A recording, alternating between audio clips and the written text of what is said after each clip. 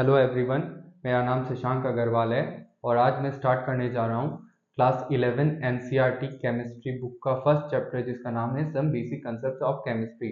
जैसे नाम से ही पता चलता है इसमें हमें बेसिक कंसेप्ट पढ़ने हैं केमिस्ट्री के बारे में। ये चैप्टर बेहद ही इंपॉर्टेंट है क्योंकि इसमें हम बेसिक्स और फंडामेंटल्स बात करते हैं और इन्हीं बातों का एप्लीकेशन हमें बाद के चैप्टर में देखने को मिलेगा। तो एक बार ये चैप्टर अच्छे से पढ़ ले तो बाद के केमिस्ट्री के चैप्टर्स बहुत आसान हो जाएंगे। कह सकते हैं कि एक बार इन पे कमांड पा ले या ग्रिप पा ले तो बाद की जर्नी बहुत इजी हो जाएगी। तो स्टार्ट करते हैं फर्स्ट चैप्टर जिसका नाम है some basic concept of chemistry. ठीक है, तो यहाँ पे सबसे पहले हम बात करेंगे मैटर की। What is matter? तो मैटर का डेफिनेशन होता है anything which has mass and occupies space. Anything which has mass and occupies space is known as matter। मतलब कोई भी ऐसी चीज जिसका कुछ ना कुछ मास है और जो स्पेस ऑक्यूपाई करता है उसी को हम मैटर कहते हैं। फॉर एग्जाम्पल ये पेन इसका डेफिनेटली कुछ ना कुछ मास है और ये इस 3D रीजन में स्पेस ऑक्यूपाई करता है, तो हम कह सकते हैं ये पेन किसका एग्जाम्पल है? मैटर का। वैसे ही जब हम अपने सराउंडिंग्स में हम अपने चारों तरफ देखते हैं तो डेस्क, बेंच, तुम, मैं, हम सब मैटर के एग्जाम्पल हैं। अब मैटर बना किससे होता है? What is matter made up of? तो जब मैं बात करता हूं मैटर किससे बना है तो matter is made up of particles. Matter particles से बना होता है और एक या दो नहीं, बहुत ढेर सारे पार्टिकल्स से मिलके बना होता है। तो मतलब मैं जब मैटर को छोटे छोटे टुकड़ों में डिवाइड करता हूँ तो मुझे बिलियंस एंड ट्रिलियंस ऑफ बहुत सारे ढेर सारे पार्टिकल्स मिलेंगे। तो मैं कह सकता हूँ मैटर किससे बना होता है? मैटर बना होता है पार्टिकल से।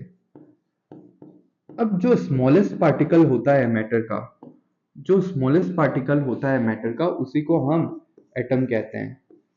Smallest particle of matter is called atom. Smallest particle कहने का मतलब यह है कि उस पार्टिकल को हम लोग फर्दर और डिवाइड नहीं कर सकते। समझ में आया? और एक बात है पार्टिकल्स की और एक खासियत होती है कि हम इसे देख नहीं सकते क्योंकि ये बहुत बहुत छोटे होते हैं। तो जो स्मॉलेस्ट पार्टिकल ऑफ मैटर है वो है एटम। एटम मिलके बनाता है मॉलिक्यूल्स और ये मॉलिक्यूल्स कंबाइन होके बनाते हैं मैटर। तो जब हम बात करते हैं मैटर की, तो मैटर की बात समझने के लिए सबसे पहले हमें समझना पड़ेगा व्हाट इज एटम। सबसे पहले हमें एटम्स को समझना पड़ेगा। ठीक है, तो देखो यहाँ पे मैंने एटम्स ऑफ डिफरेंट एलिमेंट्स को रिप्रेजेंट किया है। तो हम देख सकते हैं डिफरेंट एलिमेंट्स के एटम जो होते हैं उनका साइज डिफरेंट होता है और उनका मास भी क्या होगा? डिफरेंट होगा। वैसे ही जब मैं बात करूं सेम एलिमेंट के एटम जो होते हैं वो क्या होते हैं? आइडेंटिकल होते हैं। मतलब उनका साइज भी सेम होगा, उनका मास भी सेम होगा। ठीक है, तो ये थी एटम्स की कहानी। अब ये एटम्स कंबाइन होके बनाते हैं मॉलिक्यूल्स। तो एटम्स दो तरह से कंबाइन होकर मॉलिक्यूल्स का फॉर्मेशन कर सकते हैं। पहले केस में क्या होगा कि सेम टाइप के एटम्स कंबाइन होके एक मॉलिक्यूल का फॉर्मेशन करें, और दूसरा टाइप क्या होगा कि एक से ज्यादा टाइप के एटम्स मिलके किसी मॉलिक्यूल का फॉर्मेशन करें। तो चलिए सीखते हैं combination of atoms to form molecule. चलिए देखते हैं कि कैसे एटम्स कंबाइन होते हैं टू फॉर्म मॉलिक्यूल। तो सबसे पहला एग्जांपल में हमने क्या किया, हमने दो नाइट्रोजन के एटम्स लिए और इनका कॉम्बिनेशन करवाया। तो जब हमने दो नाइट्रोजन एटम को कंबाइन करवाया तो हमें क्या मिला? अ मॉलिक्यूल ऑफ नाइट्रोजन, जिसे हम रिप्रेजेंट करते हैं N2 से। तो नाइट्रोजन मॉलिक्यूल को हम किससे रिप्रेजेंट करते हैं? N2 से। और इसका मतलब क्या है? इसका मतलब यह है कि एक नाइट्रोजन के मॉलिक्यूल में कुल दो नाइट्रोजन एटम्स होंगे। वैसे ही जब मैं दूसरे एग्जांपल में देखता हूं, यहाँ पे मैंने क्या किया, यहाँ पे मैंने दो हाइड्रोजन एटम्स लिया और उसका कॉम्बिनेशन एक ऑक्सीजन एटम के साथ करवाया। जब मैंने ऐसा किया तब मुझे एक मॉलिक्यूल मिला किसका? वाटर का, जिसे हम रिप्रेजेंट करते हैं H2O से। तो इसको देख के हम कह सकते हैं कि एक वाटर के मॉलिक्यूल में दो हाइड्रोजन एटम्स होते हैं और एक ऑक्सीजन का एटम होता है। तो ये थी मॉलिक्यूल की कहानी।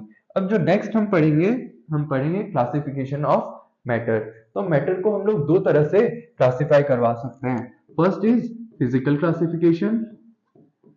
फर्स्ट जो हम पढ़ेंगे वो होगा फिजिकल क्लासिफिकेशन, और सेकंड हम पढ़ेंगे chemical classification. Chemical physical classification का मतलब है कि मैटर बाहर से कैसा दिखता है। Based on external appearance we can classify matter into three classes, that is solid, liquid and gas. तो फिजिकली हम मैटर को तीन क्लास में क्लासिफाई कर सकते हैं, सॉलिड, लिक्विड और गैस। जब मैं बात करूं केमिकल क्लासिफिकेशन की, तो केमिकल क्लासिफिकेशन में हम देखते हैं कि मैटर में किस टाइप के एटम्स प्रेजेंट है और किस तरह से प्रेजेंट है। ठीक है, मतलब जब मैं बात करूं माइक्रोस्कोपिक लेवल पे, तो हम जो क्लासिफिकेशन पढ़ते हैं दैट इज केमिकल क्लासिफिकेशन। तो केमिकली मैं मैटर को दो क्लास में क्लासिफाई कर सकता हूं, pure substances and mixtures. Pure substances उन सब्सटेंस को बोलते हैं जिसको हम फिजिकली सेपरेट नहीं कर सकते हैं, ठीक है, और मिक्सचर्स को हम लोग फिजिकली सेपरेट कर सकते हैं। अब प्योर सब्सटेंस को मैं फर्दर दो क्लास में क्लासिफाई कर सकता हूं। पहला is elements and second is compounds. वैसे ही मैं मिक्सचर्स को भी दो क्लास में क्लासिफाई कर सकता हूं further. First one is homogeneous mixture,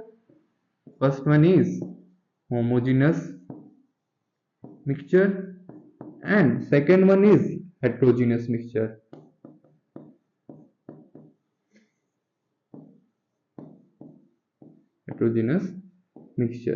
आज की क्लास में हम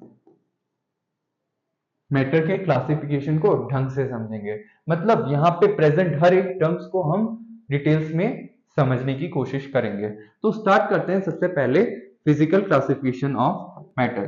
तो मैंने बोला कि फिजिकली हम लोग मैटर को तीन क्लास में क्लासिफाई कर सकते हैं, सॉलिड, लिक्विड एंड गैस। तो ये मैंने रिप्रेजेंट किया है कि सॉलिड, लिक्विड और गैस, ठीक है। तो यहाँ पे हम देख सकते हैं कि सॉलिड में जो पार्टिकल्स होते हैं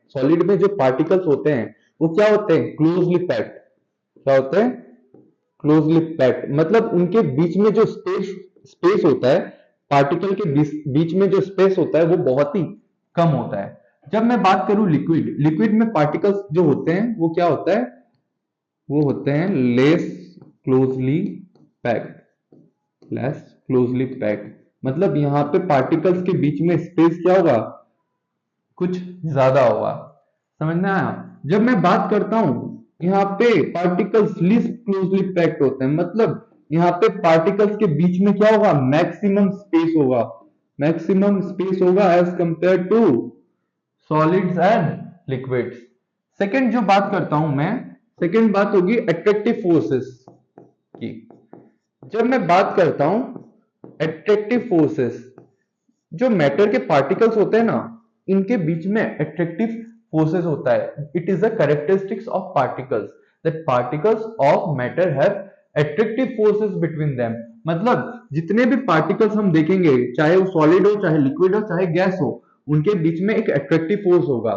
अब मेरे को एक बात बताओ कि तुम्हें क्या लगता है कि कौन से केस में attractive force between particles maximum होगा? हाँ, सॉलिड के केस में अट्रैक्टिव फोर्सेस जो होंगे वो मैक्सिमम होंगे, इसलिए सॉलिड के पार्टिकल्स क्या है, क्लोज हैं, पास है, तो इसमें क्या होगा, अट्रैक्टिव फोर्स मैक्सिमम होगा। वैसे ही गैस के केस में क्या होगा, अट्रैक्टिव फोर्स मिनिमम होगा।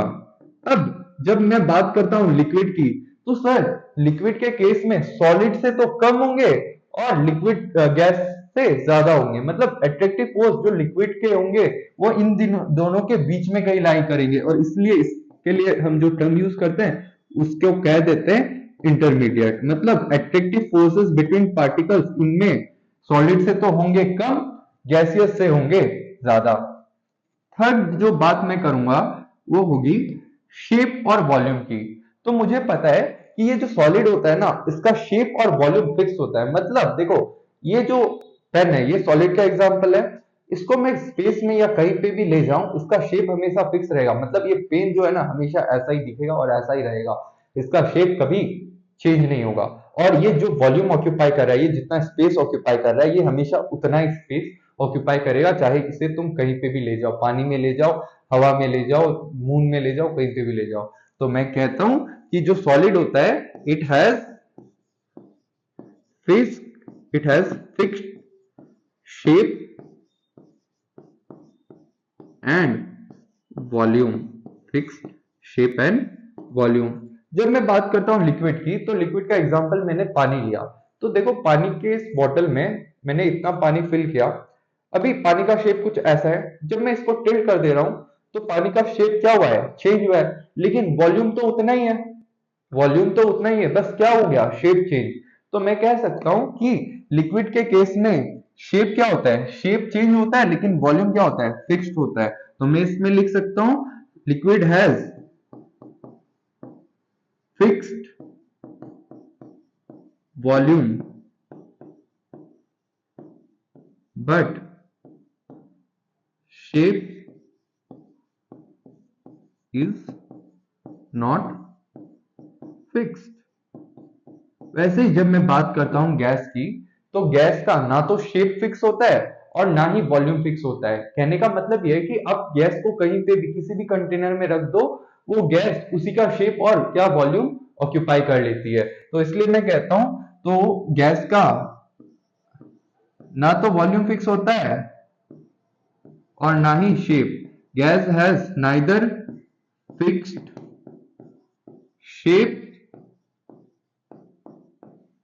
Nor fixed volume. तो ये थी बातें सॉलिड, लिक्विड और गैस की। अच्छा, अगर मैं पूछूं कि सर क्या मैटर तीनों स्टेट में एग्जिस्ट कर सकता है, तो मेरा आंसर होगा हाँ। तो जैसे जब हम बात करते हैं वाटर की, तो मुझे पता है कि water in the form of solid it exist as ice, in the form of water, in the form of liquid it exist as water, whereas in the form of gas it exist in the form of steam या फिर water vapour. मतलब water जो है तीनों state में exist कर सकता है, और हम इन तीनों स्टेट को इंटर कन्वर्ट भी कर सकते हैं। कैसे? बाय इंक्रीजिंग और डिक्रीजिंग द टेम्परेचर। ठीक है, एक और फैक्टर है प्रेशर फैक्टर, वो हम बाद में पढ़ेंगे। फिलहाल के लिए हमें यहाँ पे क्या समझना था कि हमें सॉलिड, लिक्विड और गैस के कैरेक्टरिस्टिक्स समझने थे, जो हम समझ लिए। अब हम नेक्स्ट जो बात करेंगे, अब हम बात करेंगे केमिकल क्लासिफिकेशन ऑफ मैटर की। तो केमिकली हम मैटर को दो क्लास में क्लासिफाई किया था, प्योर सब्सटेंस और मिक्सचर में। तो सबसे पहले हम प्योर सब्सटेंस को देखेंगे। तो प्योर सब्सटेंस को अपन ने दो क्लास में क्लासिफाई किया था, एलिमेंट्स और कंपाउंड्स में। तो सबसे पहले हम देखेंगे व्हाट आर एलिमेंट्स। तो ऐसे प्योर सब्सटेंस जो कि सिर्फ एक टाइप के एटम से मिलकर बने हो, उसी को हम एलिमेंट्स कहते हैं। The pure substances which are made up of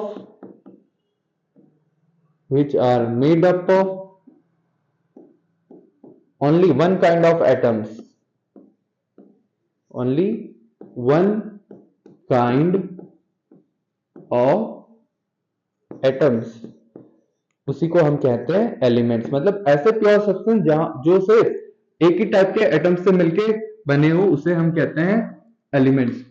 for example मैं जब एग्जाम्पल लेता हूं एलिमेंट्स की, तो सबसे पहला एग्जाम्पल यहां पे हम देखेंगे डायमंड, ग्रेफाइट।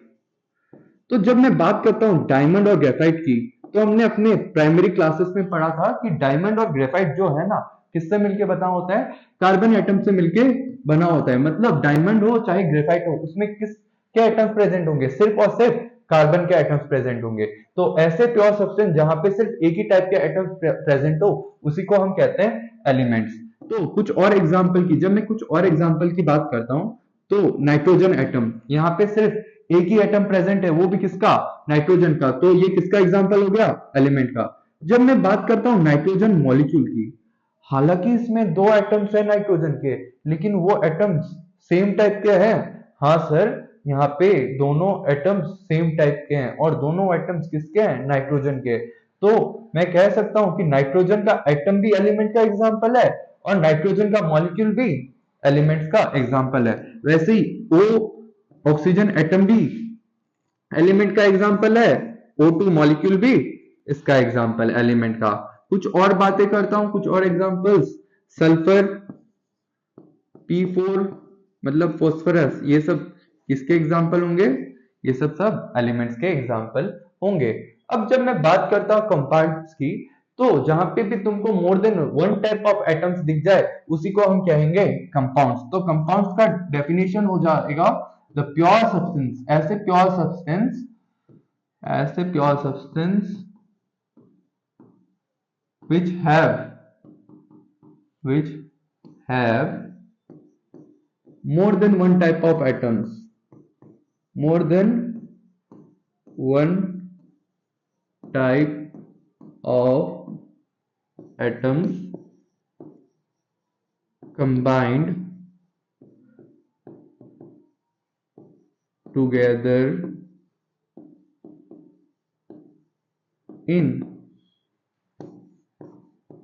fixed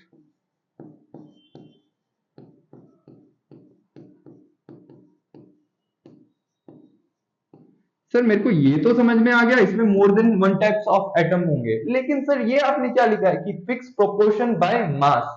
मेरे को ये थोड़ा डिटेल में समझाओ ना।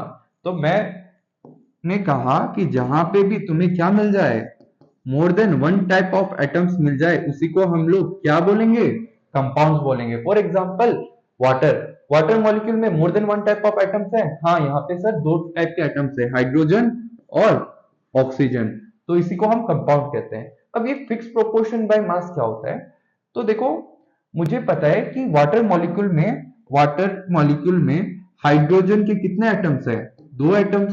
तो एक हाइड्रोजन एटम का मास होता है 1 AMU। तो दो हाइड्रोजन एटम का मास कितना होगा, 2 AMU या फिर 2U। वैसे ही जब मैं बात करता हूं एक ऑक्सीजन एटम की, तो उसका एटॉमिक मास होता है 16U। तो जब हम इनका मास का रेशियो लेते हैं तो ये आएगा 1:8। ठीक है, तो ये है मास रेशियो या फिर मास प्रोपोर्शन।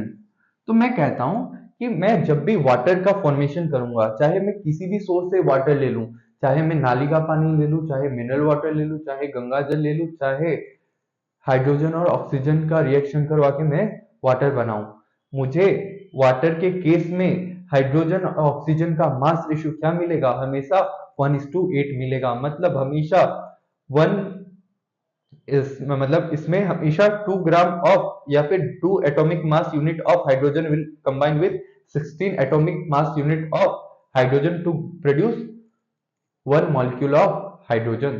तो ये था इसका मतलब, इसको हम डिटेल्स में पढ़ेंगे आगे जाके। अभी तो बस इतना समझ लो कि कंपाउंड्स में मोर than one type of atoms रहेंगे, और दूसरी बात इनका मास रेशियो जो होगा, इसमें जो कंस्टिट्यूएंट पार्टिकल्स होते हैं, कंपाउंड के कंस्टिट्यूएंट पार्टिकल्स का मतलब जिस चीज से वो मिलके बना है उसी को हम कंस्टिट्यूएंट पार्टिकल्स कहते हैं। तो कंपाउंड में कंस्टिट्यूएंट पार्टिकल्स का जो कॉम्पोजिशन होता है या फिर जो मास रेशियो होता है वो क्या होता है, फिक्स्ड होता है। ठीक है, अब नेक्स्ट एक बात आपको याद रखनी पड़ेगी, that is the properties of compounds are all together different from the properties of elements from which it is made up of. अभी मैंने एक एग्जांपल लिया था वाटर का, तो मुझे पता है वाटर किससे मिलके बना है, हाइड्रोजन और ऑक्सीजन गैस से मिलके बना होता है क्या, वाटर। तो मैं कहता हूं कि ये जो वाटर की प्रॉपर्टीज होगी, ये it will be different from the properties of its constituent elements. Constituent elements मतलब हाइड्रोजन और ऑक्सीजन, मतलब वाटर की जो प्रॉपर्टीज होगी वो हाइड्रोजन से और ऑक्सीजन से डिफरेंट होगी। तो मुझे पता है जो हाइड्रोजन होता है ना, इट इजीली कैचेस फायर, मतलब it is a combustible substance. It is a combustible substance. Combustible substance मतलब वो चीज जो इजीली आग पकड़ ले, ठीक है, उसे हम कंबस्टिबल कह सकते हैं एक तरह से। अब ये जो ऑक्सीजन है ना, इट सपोर्ट्स कंबशन, मतलब आग लगाने में मदद करता है कौन? ऑक्सीजन। जबकि मुझे पता है वाटर किस काम आता है? वाटर आग बुझाने के काम में आता है। इट पुट्स ऑफ फायर, मतलब ये आग बुझाने के काम में आता है, मतलब it is used as fire extinguisher. तो मैंने यही बोला कि जो वाटर की प्रॉपर्टीज होगी वो किससे डिफरेंट होगी?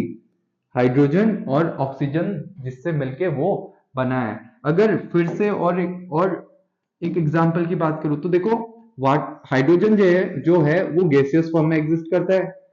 ऑक्सीजन भी, इसका स्टेट क्या होगा? गैसियस। जबकि वाटर का क्या होगा? लिक्विड। तो यही मैंने इस पॉइंट में समझाने की कोशिश की है कि the properties of compounds are all together different from the properties of elements from which it is made of. ठीक है, तो ये था हमारा कंपाउंड्स। अब हम देखेंगे मिक्सचर्स। तो याद करो, मैंने मेटर को केमिकली दो पार्ट में क्लासिफाई किया था, प्योर सब्सटेंस हमने देख लिया। अब हम देखेंगे मिक्सचर्स। तो मिक्सचर्स होता क्या है? मिक्सचर्स नाम से पता चलता है हम लोग मिक्स कर रहे हैं। जब भी हम लोग एक से ज्यादा प्योर सब्सटेंस को मिक्स करते हैं तो हमें मिक्सचर मिलता है। अब ये मिक्सचर जो होता है ना, मिक्सचर को हम लोग फिजिकली सेपरेट कर सकते हैं, मतलब फिजिकल मेथड्स जैसे फिल्ट्रेशन से, इवापोरेशन से हम क्या कर सकते हैं? मिक्सचर्स को सेपरेट कर सकते हैं। जबकि हम प्योर सब्सटेंस को सेपरेट नहीं कर सकते। क्या हम वाटर को वाटर से सेपरेट कर सकते हैं? नहीं कर सकते। ठीक है, वाटर को वाटर से सेपरेट नहीं कर सकते। या फिर क्या हम कार्बन एटम्स को कार्बन एटम से सेपरेट कर सकते हैं यूजिंग फिल्ट्रेशन? नो। तो वही मैंने कहा कि प्योर सब्सटेंस को हम लोग फिजिकल मेथड्स के थ्रू सेपरेट नहीं कर सकते हैं। वैसे ही हम लोग मिक्सचर्स को क्या कर सकते हैं? उसको हम सेपरेट कर सकते हैं यूजिंग फिजिकल मेथड्स। ओके, अब हम पढ़ेंगे मिक्सचर्स। मिक्सचर्स में क्या होता है? एक से ज्यादा प्योर सब्सटेंस होता है। अब मिक्सचर दो टाइप के होते हैं, होमोजीनियस मिक्सचर, हेट्रोजीनियस मिक्सचर। तो सबसे पहले हम देखेंगे होमोजीनियस। तो होमोजीनियस में जो टर्म है होमो, इसका मतलब होता है सेम। होमो का मतलब सेम या फिर आइडेंटिकल। तो ऐसे मिक्सचर जहां पे हमें यूनिफॉर्म कंपोजिशन मिल जाए या फिर यूनिफॉर्म प्रॉपर्टी मिल जाए, उसे हम होमोजीनियस मिक्सचर कहते हैं। मतलब मैंने क्या किया, मैंने एक बीकर लिया, उसमें थोड़ा सा पानी डाला और उसमें थोड़ा सा शुगर मिक्स करके मैंने उसको घोला। घोल के मैंने एक शुगर सॉल्यूशन बनाया। अब जब मैं शुगर सॉल्यूशन को देखता हूं, तो जब मैं शुगर सॉल्यूशन को देखता हूं, यहां से मैंने सैंपल कलेक्ट किया और वहां पे मैंने क्या देखा? यहाँ पे मैंने माइक्रोस्कोप में देखा तो मुझे क्या दिखा? कि मुझे दिखा कि यहाँ पे जो पार्टिकल्स है वो इवनली डिस्ट्रीब्यूटेड है, मतलब यूनिफॉर्मली डिस्ट्रीब्यूटेड है। वैसे जब मैं इस पोर्शन से थोड़ा सैंपल लेके उसको माइक्रोस्कोप के अंदर देखता हूं, तो मुझे यहाँ पे भी क्या नजर आएगा? कि यहाँ पे भी जिस तरह से यहाँ पे यूनिफॉर्मली डिस्ट्रीब्यूटेड है पार्टिकल्स, यहाँ पे भी पार्टिकल्स क्या है? यूनिफॉर्मली डिस्ट्रीब्यूटेड है। मतलब इनका कंपोजिशन क्या है? यूनिफॉर्म कंपोजिशन है, सेम कंपोजिशन या फिर यूनिफॉर्म कंपोजिशन। अब मैंने क्या किया, मैंने एक स्पून लिया और मैंने थोड़ा सा सैंपल अंदर से निकाला और उसको टेस्ट किया। ठीक है, फिर से मैंने थोड़ा स्पून लिया और थोड़ा सा ऊपर से निकाल के टेस्ट किया। तो मुझे दोनों जगह कैसा टेस्ट आएगा? सेम टेस्ट आएगा। तो मैं कह सकता हूं कि दोनों जगह मुझे कैसी प्रॉपर्टीज मिल रही है? सेम प्रॉपर्टीज मिल रही है। तो ऐसे मिक्सचर्स जहां पे मुझे सेम कंपोजिशन और सेम प्रॉपर्टीज मिल जाए, uniform composition and uniform properties मिल जाए, उसी को हम कहेंगे होमोजीनियस मिक्सचर्स। Homogeneous mixture. ठीक है, अब जब मैं बात करता हूं हेट्रोजीनियस मिक्सचर की, तो इस बार मैंने क्या किया, मैंने बीकर में थोड़ा वाटर लिया और उसमें ऑयल डाल के उसको मिक्स किया। जब मैंने मिक्स किया और थोड़ी देर बाद मैंने देखा, तो मुझे नजर आया कि मुझे पता है ऑयल हल्का होता है, oil is less denser as compare to water. तो ऑयल का लेयर ऊपर फॉर्म हो जाएगा और वाटर नीचे रह जाएगा। तो अब जब मैं इस पोर्शन से थोड़ा सैंपल कलेक्ट करके उसकी स्टडी करता हूं, तो मुझे यहाँ पे क्या नजर आएगा? ऑयल के पार्टिकल्स नजर आएंगे। वैसे जब मैं अंदर से थोड़ा सैंपल कलेक्ट करके उसकी स्टडी करता हूं, तो मुझे वहां पे कौन नजर आएगा? वाटर के पार्टिकल्स नजर आएंगे। तो मेरे को अलग अलग जगह अलग अलग कॉम्पोजिशन मिल रहा है। नीचे में अंदर की तरफ मेरे को वाटर का कंपोजिशन मिल रहा है, जबकि ऊपर की तरफ मेरे को ऑयल का कंपोजिशन मिल रहा है। मतलब मुझे डिफरेंट डिफरेंट जगह डिफरेंट कंपोजिशन मिल रहा है, मतलब नॉन यूनिफॉर्म कंपोजिशन। तो ऐसे मिक्सचर जहां मुझे क्या मिले, नॉन यूनिफॉर्म कंपोजिशन मिले, non uniform composition and non uniform properties मिले, नॉन यूनिफॉर्म प्रॉपर्टीज। यहाँ पे जब मैंने इस सैंपल की स्टडी की, मेरे को यहाँ पे वाटर के करस्पॉन्डिंग प्रॉपर्टीज मिल रही थी और यहाँ पे ऑयल के करस्पॉन्डिंग प्रॉपर्टीज मिल रही थी। तो ऐसे मिक्सचर जहाँ पे मुझे non uniform composition, non uniform properties मिले, ऐसे मिक्सचर को हम हेट्रोजीनियस मिक्सचर कहते हैं। हेट्रो जो है, हेट्रो का मतलब ही होता है डिफरेंट, ठीक है, डिफरेंट। तो ये था हमारा होमोजीनियस मिक्सचर और ये था हमारा हेट्रोजीनियस मिक्सचर। अब जो सेकंड बात हमें पूछता है होमोजीनियस और हेट्रोजीनियस मिक्सचर के बारे में, it is number of phases, number of phases. Sir मेरे को एक बात बताओ कि नंबर ऑफ फेजेस कितने होंगे होमोजीनियस मिक्सचर में और नंबर ऑफ फेजेस कितने होंगे हेट्रोजीनियस मिक्सचर में। तो ये फेजेस, नंबर ऑफ फेजेस बताने के लिए सबसे पहले हमें पता होना चाहिए कि फेज होता क्या है। तो फेज का डेफिनेशन होता है, या फिर अगर सिंपल भाषा में बोलूं, part of the system, part of the system up to which we get same properties and composition. Part of the system up to which we get same properties and composition is called phase। मतलब system किसे कहते हैं, जिस चीज की हम study कर रहे होते हैं। तो हमारा सिस्टम आज कौन है, आज हमारा सिस्टम है मिक्सचर, क्योंकि हम लोग मिक्सचर की स्टडी कर रहे हैं। तो सिस्टम का वो पार्ट, मिक्सचर का वो पार्ट जहां तक हमें क्या मिले, सेम कंपोजिशन और सेम प्रॉपर्टी मिले, उसी को हम फेज कहेंगे। तो अब मेरे को बताओ कि इस पूरे सिस्टम में, इस पूरे मिक्सचर में मुझे कितने मतलब फेज मिल रहा है। यहाँ पे पूरे में मेरे को क्या मिल रहा है, यूनिफॉर्म कंपोजिशन और यूनिफॉर्म प्रॉपर्टीज। मतलब पूरे सिस्टम का फेज कितना होगा, पूरे सिस्टम में मुझे एक फेज मिल रहा है। तो जब मैं बात करता हूँ होमोजेनियस मिक्सचर की, यहाँ पे नंबर ऑफ फेजेस हमेशा कितने होंगे, 1 होंगे। वैसे ही जब मैं बात करता हूँ number of phases in case of heterogeneous mixture, अब देखो यहाँ पे मेरे को कितने फेज मिल रहे हैं। तो देखो इस पार्ट तक या फिर इसके नीचे मुझे किसका प्रॉपर्टी मिल रहा था, वाटर का करस्पॉन्डिंग जो प्रॉपर्टी है वो मिल रहा था, और यहाँ पे मेरे को वाटर का कंपोजिशन मिल रहा था। तो ये एक पार्ट। वैसे इसके ऊपर जो है ऑयल है, तो यहाँ पे ऑयल के करस्पॉन्डिंग प्रॉपर्टीज और कंपोजिशन मिल रहा है। तो यहाँ पे मेरे को कितने फेज देखने को मिल रहा है, यहाँ पे मुझे 2 फेज देखने को मिल रहा है। लेकिन जब मैं जनरलाइज बात करता हूँ हेट्रोजीनियस मिक्सचर की, जब मैं जनरलाइज बात करता हूँ हेट्रोजीनियस मिक्सचर की, तो यहाँ पे नंबर ऑफ फेजेस क्या होंगे, 2 और मोर देन 2, 2 और मोर देन 2। इस एग्जाम्पल में हमें 2 फेज नजर आ रहे हैं, लेकिन जब हम बाकी और एग्जाम्पल्स की जब बातें करेंगे तो वहां पे मेरे को 2 से ज्यादा भी फेज दिख सकते हैं। इसलिए हम क्या लिखते हैं कि हेट्रोजीनियस मिक्सचर में फेजेस 2 और मोर देन 2, जबकि होमोजीनियस में नंबर ऑफ फेजेस हमेशा क्या रहेंगे, 1 रहेंगे।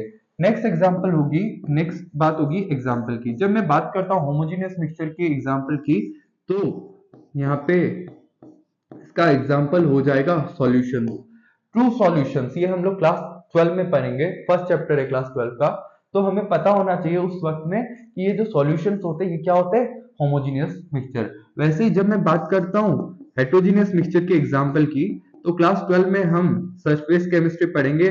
वहां पे हम पढ़ेंगे suspension and colloids, suspension and colloids. तो ये जो सस्पेंशन और कॉलॉइड्स होता है, ये किसका एग्जाम्पल होता है, ये एग्जाम्पल होता है हेट्रोजीनियस मिक्सचर का। होमोजीनियस मिक्सचर का एग्जांपल सॉल्यूशन, हेट्रोजीनियस मिक्सचर का example suspension and colloid. Sir ये सस्पेंशन एंड कॉलॉइड्स होता क्या है, तो अभी टेंशन मत लो, ये हम क्लास 12 में अच्छे से डिस्कस करेंगे। तो अभी तो बस मुझे ये 3 बातें याद होनी चाहिए कि होमोजीनियस बोलते हैं मतलब होमो मतलब सेम, और जहाँ पे हमें सेम कॉम्पोजिशन और सेम प्रॉपर्टी मिल जाए उसे होमोजेनियस मिक्सचर कहते हैं। और वहाँ पे नंबर ऑफ फेजेस कितने होते हैं, 1, और एग्जाम्पल क्या होगा, सॉल्यूशन। वैसे ही जब मैं बात करूँ हेट्रोजीनियस मिक्सचर की, तो हेट्रोजीनियस मिक्सचर में मुझे अलग अलग जगह अलग अलग कंपोजिशन और अलग अलग प्रॉपर्टीज मिल रही है, non uniform composition and non uniform properties, number of phases 2 और मोर देन 2, और एग्जाम्पल जो है सस्पेंशन और कॉलॉइड्स। तो ये सब बातें हैं, ये सब कुछ बातें जो हमें याद रहनी चाहिए, ठीक है। तो यही था आज की इस क्लास का जो एंड था। तो दैट्स इट, थैंक यू।